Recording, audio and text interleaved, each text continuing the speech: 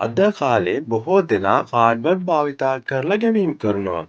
හැබැයි ක්‍රෙඩිට් කාඩ්ඩේ සහ debit card අතර වෙනස බොහෝ දෙනාට හරියට තේරෙන්නේ නැහැ. අද අපි සරලව බලමු මේ කාඩ්පත් දෙකේ වෙනස සහ ඒවා භාවිතා කරන විදිය. හර කාඩ්පතක් භාවිතා කරනකොට ඔයා වැය කරන්නේ ඔයාගේම බැංකු ගිණුමේ තියෙන මුදල්. ඒ කියන්නේ ගිණුමේ තියෙන මුදලට විතරක් වියදම් කරන්න පුළුවන්.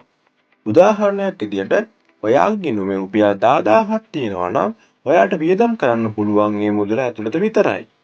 ණය කාඩ් පතක් භාවිතා කරනකොට ඔයා භාවිතා කරන්නේ බැංකුවෙන් ලබා දෙන ණයක්. සරලව කියනවා නම් බැංකුව ඔයාට తాවකාලිකව මුදල් භාවිතා කරන්න දෙනවා. පස්සේ නියමිත දිනයට ඒ මුදල් ආපසු ගෙවන්න ඕන.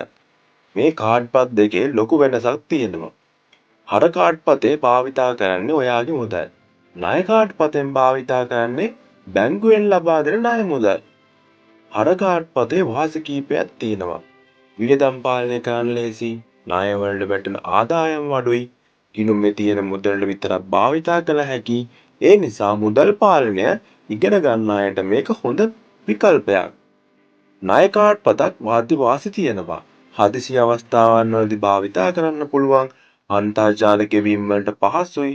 සමහර වෙලාවලට තෑගි සහ වාසි ලැබෙනවා.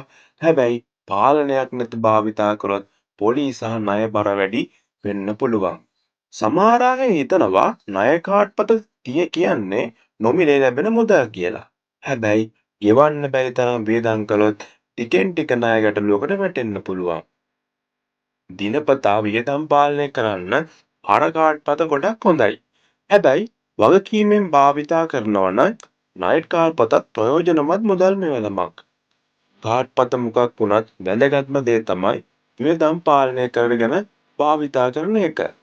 මේ වීඩියෝ එක හොඳ නම් ලයික් කරන්න, කමෙන්ට් කරන්න, සේව් කරගන්න. ඊළඟ වීඩියෝ එකකින් හම්බ වෙනකන් පරිස්සමින් ඉන්න.